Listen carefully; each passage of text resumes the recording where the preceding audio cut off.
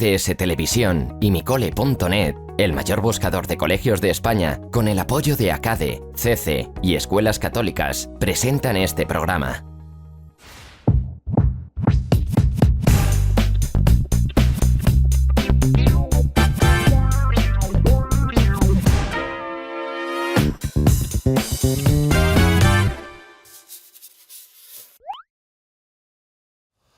Puede que estemos viviendo el momento de mayor bienestar material de la historia.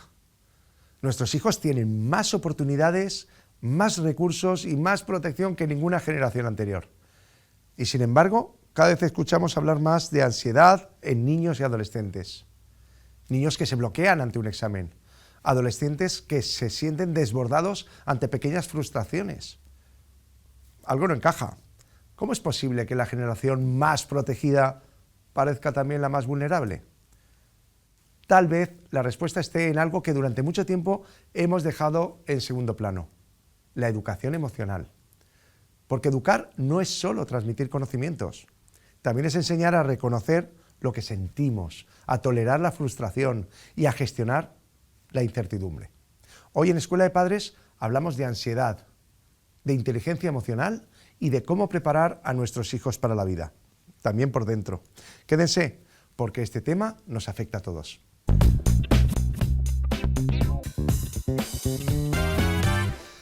Pues estoy encantado de dar la bienvenida a Escuela de Padres a Amparo Calandín. Ella es psicóloga sanitaria y directora del gabinete Amparo Calandín Psicólogos y está especializado en terapia familiar, de pareja, infantojuvenil y también el tratamiento de problemas como la ansiedad. Amparo, bienvenida a Escuela de Padres. Muchas gracias, Fran. Yo estoy encantado de que vengas porque, sinceramente, creo que es un problema que tenemos que abordar. La ansiedad, antes yo creo recordar que eso era de gente mayor y no muchos, ¿no? Pero podía ser de gente más mayor, incluso anciana, y ahora tenemos demasiados casos en los niños. ¿Qué está pasando? Bueno, lo que está pasando es que al final se ha desregulado la emoción, porque la ansiedad al final no es algo negativo, sino es una emoción como el resto, como la tristeza, como la alegría. El problema está en que vivimos en una vida hiperestimulada, donde los estímulos nos están desbordando, la cantidad de información, la presión también en los menores ha aumentado, viven, bueno, pues 8 horas en el colegio, luego llegan, hay un montón de extraescolares, luego llegan y tienen que hacer deberes, y eso hace pues, que la falta de reforzadores y cosas que nos hacen sentir bien haga que vivamos en un estado de alerta constante, de obligaciones, de presión, que hace que nos desregulemos. Pero la ansiedad es una enfermedad. No, para nada. Es una emoción. Es una emoción. Por eso de problema, no. El problema está en que no lo hemos sabido gestionar y eso ha hecho pues, que se nos desregule. Pero es una emoción súper importante además. Tiene muy mala fama la ansiedad, pero realmente es la emoción que nos ayuda a sobrevivir. Nos genera alerta. Es una alerta, es una alarma del cuerpo, ¿no? Correcto, para buscar escapar de una situación que puede ser peligrosa o para luchar contra algo que puede ser perjudicial para nosotros. O sea, fíjate si es importante. Pero hay momentos en los que la ansiedad desborda, ¿no? Yo he visto alumnos bloqueados ante un examen, solo por el miedo a fracasar. Correcto. Bloqueados mentalmente. ¿Qué hay que hacer? ¿Cómo se adquieren las herramientas para evitar que la ansiedad, esa emoción normalizada, desborde a un niño o a un adulto? Para empezar, quiero contarte cómo funciona nuestro cerebro. Nuestro cerebro funciona que tenemos una situación, vivimos una situación, entonces interpretamos esa situación de alguna manera. Por ejemplo, estabas diciendo un examen. Pues el alumno, ante un examen, empieza a interpretar con sus pensamientos, ¿no? No lo voy a hacer bien, voy a suspender, seguro que no me lo sé, voy a hacer el ridículo, mi profesor me va a reñir. Entonces, esos pensamientos que hacen llegan al cerebro y el cerebro procesa esa información y por coherencia activa la emoción que cree que el alumno necesita. Cuando estamos en peligro, ¿qué emoción se activa? La ansiedad. Entonces al final se activa la ansiedad y como decíamos nos prepara para 3 cosas: para escapar de la situación, seguro que si le preguntáramos a ese alumno se querría ir, querría evitar, ¿no? Y bloqueo también es otra de las acciones o de las conductas que puede tener la ansiedad, ¿no? El cuerpo un poco para activarlo para resolver esa situación. ¿Cuál es el problema ahí que no es un peligro real y ese alumno lo que está haciendo es anticipar cosas. Entonces eso es lo que está activando muchísimo el botón de alerta ante una situación que no es peligrosa y el final le está bloqueando, por eso le está creando una nube como mental que no le ayuda a sacar esos pensamientos. Anticipa negativamente, continuamente, y al principio lo hace con los exámenes y como no lo traten mucho, al final anticipa negativamente toda la vida normalizada del día a día, ¿no? Porque al final pues hay de todo, ¿no? Hay gente que tiene miedo a los trenes, a los aviones, a meterse, a cerrar una puerta, se va aumentando la cantidad de escenarios anticipados negativamente y por tanto yo lo que quiero es aquí que informes a los padres, las madres, primero la prevención, es decir, cómo se debe educar a un niño o una niña desde pequeñitos para saber gestionar bien la ansiedad y que no se convierta en un problema. Lo principal es no crearles miedos que tenemos nosotros, porque hay veces que esa sobreprotección que a veces tienen los padres, de pequeños ya, yo no tengo hijos, pero tengo muchos amigos con hijos y yo lo veo, ¿no? Están en el parque, está subiéndose al tobogán, pero cuidado, te vas a caer, ¿no? Los padres mismos tienen que darse cuenta de los miedos que están adquiriendo con su lenguaje en los hijos. O se acerca un perro, ten cuidado que te puede morder. O no vayas por ahí porque va a pasar esto, ¿no? Ya empezamos a inculcar sin darnos cuenta un lenguaje que ya va entrando en él, que el mundo es peligroso, que no tengo capacidad de solventar las situaciones y eso ya va instaurando en algunos niños que tienen una personalidad pues más vulnerable, ¿no? Hacia la inseguridad, también más negativo, ¿no? Ya van interpretando un poco más negativo, pues que aumenten las posibilidades de que creen ansiedad. Y no solamente el lenguaje verbal, porque pongamos el caso del examen, solamente con la ansiedad que la madre o el padre antes del examen o después del examen de su hijo están viviéndolo, en vez de vivirlo con confianza, con tranquilidad, pueden estar diciendo, ya veremos cómo te sale, a ver no sé qué, y cómo te ha ido, y luego llega a casa, claro. ¿Y cómo te ha salido? ¿No? Sí, o sea, sí, no sí. hace Esa falta, presión también, ¿verdad?, del entorno, de cómo nosotros animamos, ¿no? O no a nuestros hijos, o les creamos presión. Entonces eso también está influyendo. Segundo paso, vamos a hablar de las señales que pueden llamar la atención de la ansiedad, porque yo creo que aquí hay dos fases. La previa, en la que podemos hacer unas recomendaciones a las familias de cómo deben de actuar y qué deben de decir, ¿no? Por ejemplo, muchas veces minimizarlo, ¿no? Oye, que estoy nerviosa, ¿qué tal? Eso son, ¿no?, son tonterías. El riesgo de los mensajes previos y luego la información que sí que deben de captar los padres. ¿Qué indicadores dirías tú que son los importantes para empezar a decir, oye, aquí tenemos que actuar? Pues en niños y adolescentes las conductas que manifiestan suelen ser diferentes. Hay veces que en los adultos, ¿no? Hay veces que la agresividad, el estar más irritables, significa que algo está pasando. Entonces ahí hay que prestar atención y preguntar y no infravalorar, ¿no?, esas emociones o esas conductas que está manifestando. También al final el querer evitar situaciones, ¿no?, el que ponga excusas, el que esté diciendo cosas así de no quiero ir al colegio o me duele la barriga, ¿no?, que se queje de síntomas físicos, también hay que revisarlo, no siempre tiene por qué ser una causa de preocupación, pero por lo menos hay que informarse. Y lo que decías, Frank, es muy importante, porque al final los padres lo que hacen, en los niños mucho, pero en los adolescentes, que a nosotras nos lo cuentan mucho, es eso, tendemos a infravalorar o devaluar lo que sienten, lo que quieren o sus problemas, ¿no? Entonces, claro, eso al final nos distancia de los hijos, hacen que se sientan más solos, porque al final no creen que sus temas son importantes para sus padres. Cuando les decimos, uy, pues si estás así por eso, cuando lleguen los problemas de verdad ya verás cómo estás. No. Entonces todo eso... Ciertas señales de alerta, quizás acompañar, reconducir, escuchar, la escucha activa es muy importante. ¿No? Bueno, la inteligencia emocional para mí es la clave de todo esto. Te diría que es mucho más importante que la inteligencia académica o otro tipo de razonamientos al final, porque las personas que pueden triunfar o el éxito en la vida están más en cómo gestionas las situaciones que la vida te va a traer, más que realmente saber mucho. Vale, entonces ahora ya tenemos unos indicadores en un niño, una niña, un adulto, ¿por qué no?, que nos evidencian de que la ansiedad le está empezando a desbordar y hay que adquirir herramientas. Y vosotros en tu despacho tiene la experiencia de la terapia cognitivo-conductual. Háblame de ella. Bueno, a mí me gusta definirnos como a las psicólogas, o por lo menos a mí y a mi equipo, como entrenadoras de herramientas para la vida. Yo nunca he concebido la psicología ni la terapia, las sesiones, como gente que viene enfermita o niños con problemas, sino somos personas que no nos enseñan ciertas herramientas en ningún sitio, debería de ser en la escuela, pero más en profundidad. Hay asignaturas que desde mi punto de vista sobran y hacen falta otras. Y entonces yo lo vivo así, ¿no? La terapia cognitivo-conductual es la base de mi método, pero realmente yo veo un acompañamiento, un camino de crecimiento personal donde dotamos a las personas, a los niños, a los adolescentes, a las familias, a las parejas, de habilidades y herramientas que nos sirven para vivir, para gestionar mejor el día a día. Nunca es tarde para adquirir esas herramientas, ¿no? Nunca es tarde, vamos, yo pienso que es gente que dice yo ya soy mayor, soy así, para nada, se puede aprender a pensar diferente, se puede aprender a reaccionar ante las situaciones diferente y adquirir otros hábitos que sean mucho más saludables y nos hagan disfrutar más de la vida. Tienes un método que es muy positivo al menos, y de verdad no sé en qué consiste, pero me gusta mucho, método sonrisa. Sí, pues bueno, Frank, es un acrónimo donde yo, como cada letra, es una parte de ese camino de desarrollo, de crecimiento personal que seguimos en mi centro y yo he seguido siempre, ¿no? En estos 14 años de profesión que llevo, entrenando a personas.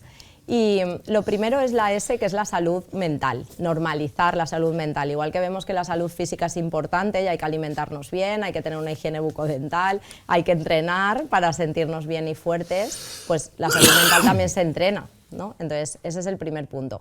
Y luego en este camino pues se entrena mucho los pensamientos, la forma de interpretar las cosas, tener una visión más optimista, tomarnos las dificultades como retos, no como fracasos, eso es muy importante para mí y mi método, dotar a las personas de una mejor autoestima, de una gestión emocional importante, entonces cada letra sería una parte de estos pasos. Pues está súper bien tramado porque no solamente la palabra en conjunto significa mucho, ¿no? Que al fin y al cabo el objetivo de toda persona es ser feliz y la ansiedad mal llevada genera infelicidad. Así es. Con lo cual nunca es tarde para afrontar eso y sobre todo para educar y no cometer errores. ¿Qué opinión tienes de los factores determinantes que tiene, por ejemplo, la sobreprotección que hoy día damos a los niños o, por ejemplo, las redes sociales, ¿no? La presión social, digital que tiene un adolescente, ¿no? Comparándose con unos, con otros? ¿Eso pueden ser factores determinantes para que la ansiedad crezca? Por supuesto, una cosa lleva a la otra, porque al final estamos en una sociedad que queremos evitar a los hijos que sufran, ¿no? Y que cometan errores, y realmente los errores son el mayor aprendizaje que hay. Entonces, cuando yo quiero sobreproteger y evitarles o solucionarles los problemas o las situaciones que tienen que afrontar ellos, lo que estoy haciendo es no permitirles que entrenen esas habilidades para luego, cuando sean adultos, tener los recursos para solucionar las cosas. Además de que esto influye directamente en su autoestima. La autoestima se entrena, y ¿cómo se entrena? Poniéndome a la vida, solucionando por mi propio pie las situaciones que se enfrentan, o resolviendo cosas, o teniendo conversaciones, que eso hace que me demuestre cada vez que soy capaz de hacerlo. Entonces, esa sobreprotección lo que está haciendo es un flaco favor a los hijos. Y con respecto a las redes sociales, ¿no? Cuando ya esos niños, si no tienen esos recursos, cuando se enfrentan a un mundo que tenemos ahora lleno de estímulos, lleno de impactos, lleno de comparación, vendiéndonos una vida que es idílica cuando yo a lo mejor no la tengo, ¿no? Y muy superficial, esto lo que está haciendo al final es que si no tienen esas herramientas anteriores de buena autoestima, de seguridad en ellos mismos, de ser resolutivos, lo que va a hacer es que sean más vulnerables a toda esa ola de información que hace que pueden, pues eso, crearles mucho mayores niveles de ansiedad, una depresión incluso, mucha inseguridad, y estamos viendo que hay, como decías antes, muchísimo más desequilibrio emocional o trastornos emocionales que antes, porque la gente es más débil que antes. Amparo, estamos llegando a la última parte de la entrevista. Qué rápido pasa cuando te interesa el tema, y es una maravilla poderte escuchar. ¿Qué debe hacer un padre, una madre que ve que su hija, su hijo, cada vez la ansiedad le está desbordando más y cada vez está ampliando el espectro, ¿no? En lo que le está afectando? Dile qué pasos debe hacer. Bueno, yo para empezar iría a un psicólogo o a un entrenador de herramientas para la vida. De hecho, no esperaría eso. Yo, si mis hijos quisiera que fueran fuertes emocionalmente, lo primero que haría es buscarle una entrenadora personal para ser fuerte ante la vida. O sea, que no hay que esperar a que mi hijo o mi hija ya vea sintomatología de ansiedad o de una gestión emocional regular. Ahí ya, por supuesto, lo haría, porque al final es la forma de que va a conocerse mejor. Para mí las sesiones son crecimiento personal, es autoconocimiento. Entonces, ese niño o niña va a aprender a escucharse, a saber cuáles son sus emociones, a ponerles nombre, a poder transmitirlas y a tener esas herramientas que le están pues bloqueando o disparando esa ansiedad, ya sea la inseguridad con él mismo, ante los exámenes o ante las situaciones sociales, que hay veces que no me siento parte del grupo y eso también crea ansiedad. Entonces todo eso al final es súper entrenable. ¿La ansiedad es genética o experiencia adquirida? Factorial? Pues bueno, puedes tener ¿Va en uno?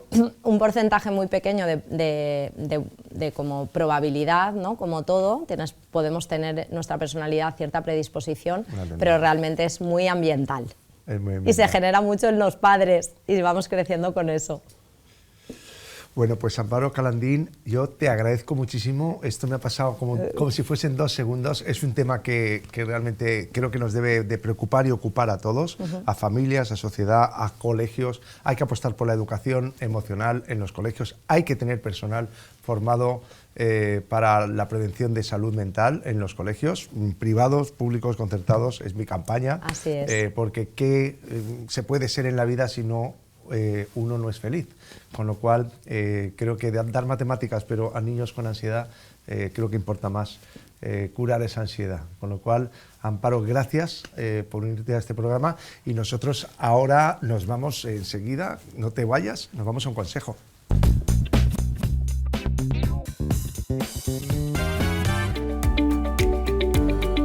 En Maquiadra, tu uniforme con todo el servicio. Uniformes modernos, innovadores y creando tendencias.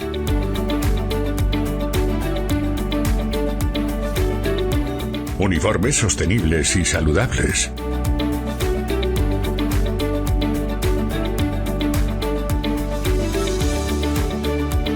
Porque en Maquiadra tenemos un compromiso con la calidad, el medio ambiente y la responsabilidad social.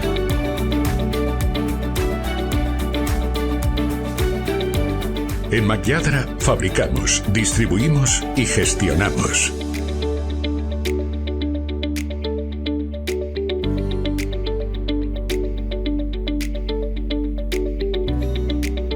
Somos líderes en innovación y sostenibilidad. Maquiadra. Nos ocupamos del uniforme. Y ahora tenemos a Elena esperándonos para su sección Visita nuestro cole.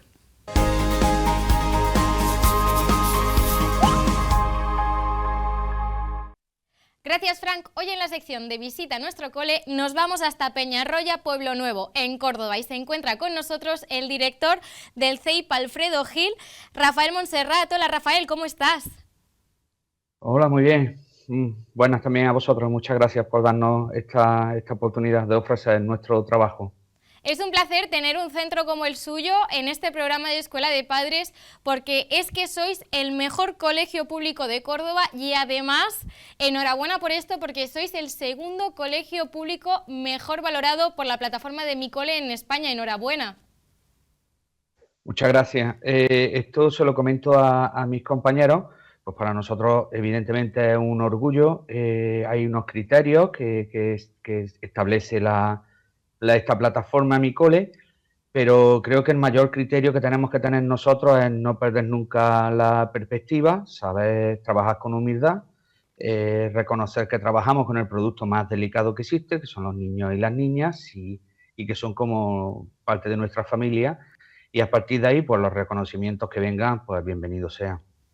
¿Qué te parece si empezamos a hablar y entramos en materia ya de lo que son los sistemas educativos que lleváis a cabo en el colegio? Porque lleváis una metodología, AICLE, que es, bueno, para la gente que no sepa lo que son las siglas de AICLE, es el aprendizaje integrado de contenidos y lenguas extranjeras. ¿Cómo se lleva a cabo eso? Sí, nosotros somos un centro que actualmente se imparte en 3 idiomas, la lengua castellana, el inglés y el francés. Es una forma transversal de distribuir esos contenidos, esos idiomas en diferentes áreas. ¿Cómo? Pues dándole la posibilidad a los niños y a las niñas de desenvolverse en el idioma en el que se esté trabajando en ese momento con naturalidad, sin que sea un contenido más del tema, por ejemplo, a la hora de una resolución en un conflicto, que lo tengan que resolver en el idioma en el que se esté trabajando. Es una metodología muy actual en la cual el alumno o la alumna pues tiene que encontrar esa salida porque la condición que se le da es esa, que hable en el idioma para poder resolver ese conflicto o resolver un problema, una solución, dar una solución y es una forma de eso, de estimular al niño a hablar, a que tenga que hablar en el idioma. Hablo en el idioma, en este caso pues sería lengua extranjera, a veces se hace con el francés, otras veces se hace O con sea, el inglés. entiendo, corrígeme si me equivoco, de que cada asignatura a lo mejor tiene una lengua asignada. Por ejemplo, si la clase es de inglés, obviamente se tiene que hablar en inglés, se resuelven los problemas en inglés, en lengua castellana también, pero por ejemplo en matemáticas podría pasar que se implementa en otro idioma, por ejemplo en la clase de mates hoy es en francés, hoy es en inglés. ¿Cómo lo lleváis a cabo? Efectivamente, más que en matemáticas porque quizás sea un área que no se presta tanto, intentamos que sea en áreas donde el alumnado pueda relacionarse más, por ejemplo, una artística, una ciencia, y claro, para eso tenemos que tener profesorado que esté preparado y de hecho lo está. Tenemos un profesorado que está especializado por primaria, pero también por bilingüe francés. Tenemos profesorado que tiene un B1, un B2 de inglés y te da ese juego, te da esa posibilidad de que puedas trabajar esta metodología en cualquier momento. No, tampoco tenemos un horario, algo marcado, no, es una situación que se pueda dar y el profesor o la profesora le da esa opción de poder resolver ese conflicto, pero en otro idioma, no en el castellano. A ver, hay apoyo, evidentemente, porque estamos hablando de niños de primaria que, aunque ya van, porque los 2 idiomas los trabajan, en este caso con la lengua castellana, los 3 idiomas se trabaja desde los 3 años, pero obviamente la resolución que puede tener un alumno de sexto o de quinto no es la que tiene un alumno de 5 años, con lo cual recibe muchos más apoyos a través de pictogramas, a través de recursos, un niño de 5 años que no un nene de quinto o de sexto que, se desenvuelve mejor en los idiomas que yo. Tengo que Oye, decirlo así, ¿no? me parece súper interesante y súper importante esta metodología, porque yo cuando iba al cole yo no tenía eso, los conflictos se resolvían en castellano o en valenciano si tu amiguito hablaba en valenciano. Me parece muy interesante porque también es una manera de tener soltura en diferentes idiomas que no son en nativo. Pero Sí, perdona, me gustaría matizar Sí. conflictos que se Sí, pueden resolver conflictos, entre ellos, sí, algo leve. claro, digamos que me ha quitado el boli, me estaba sacando Sí, yo cosas punta en la así, papelera, iba yo primero y te has colado tú, o quiero ir al sí. baño, o sea, lo típico Eso. de los niños pequeños, ¿no? Sí, eso, efectivamente. Perfecto, ¿qué te parece? Porque yo, viendo la web del colegio, me llamó mucho la atención que tenéis un proyecto que se llama Comprendo mi entorno, que trabajáis a conjunto con un colegio de educación especial. Sí, este proyecto de Comprendo nuestro entorno, o mi entorno, fuimos pioneros a nivel de Andalucía y es una transformación del espacio. He de reconocer que esto fue a demanda del Centro de Educación Especial. Hay varios centros en la zona, pero bueno, pues nos eligieron a nosotros por digamos, la relación tan estrecha que tenemos. Ya veníamos de hacer varias actividades con ellos, pero eran actividades puntuales y queríamos dar un paso más.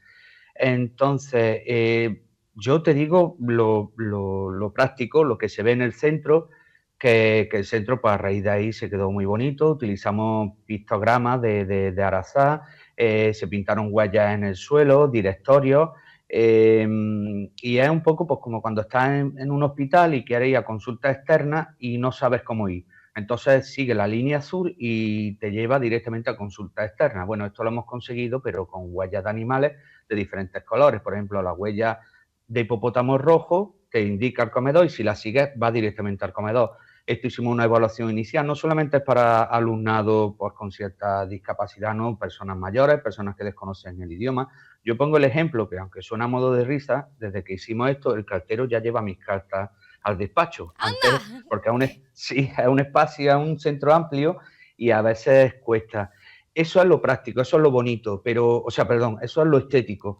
Pero lo bonito, lo realmente bonito fue cómo estrechamos los lazos con el Centro de Educación Especial, que es Nuestra Señora del Rosario, de Futuro Singular, y a partir de ahí pues ha sido un vínculo emocional muy importante y cada año nos movemos para hacer todas las actividades posibles que podamos, porque tú vas con tu mentalidad de inicio es pobrecito, vamos, no es que no se acuerde nadie de ellos, pero que son iguales que nosotros, y al final también el trabajo que hacéis, la labor, ya no solo a través de lo visual, como bien has mencionado, de las huellas, sino también de lo interior. Yo creo que esto para vuestros alumnos les va a venir muy bien, porque al final les estamos enseñando que todos somos iguales, no hay nadie que sea más especial, no, pues a lo mejor pasa algo, pero no pasa nada, todos somos iguales, todos tenemos las mismas oportunidades y no por eso somos superiores o inferiores, así que me parece muy bonita la labor de inclusión que hacéis, de transmitir esos valores a vuestros alumnos. De verdad, muchísimas gracias por la labor que hacéis y sobre todo también por haber querido contarle al espectador de Escuela de Padres la labor que hacéis en vuestro colegio.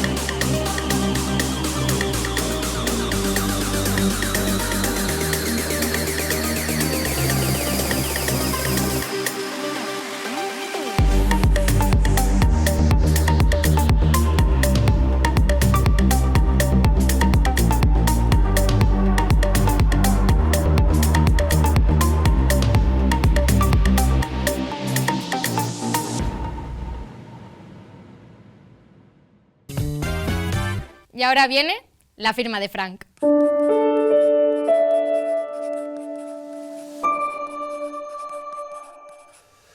La ansiedad no es un enemigo, es una emoción.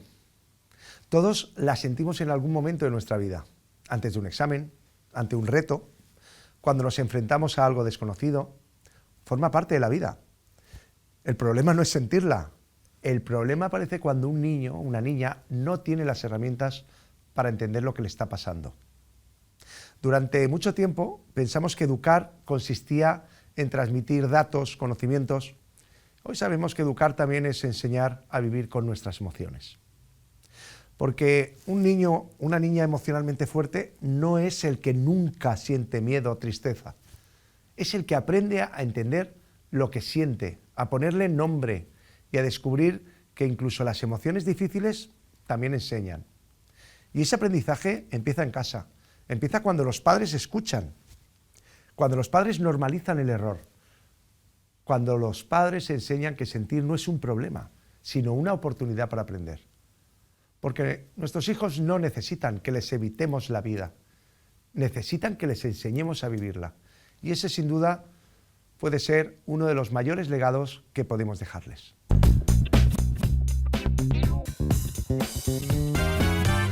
Y antes de despedirnos, como siempre, un consejo de lectura. Hoy os recomiendo el blog de Leandra y Bruno, Relato de una estafa. Es una historia muy conectada con el entorno digital en el que viven nuestros hijos, porque educar también es orientar y acompañarles en este contexto. Cerramos aquí por hoy. Seguimos avanzando juntos, como no, aquí, en Escuela de Padres.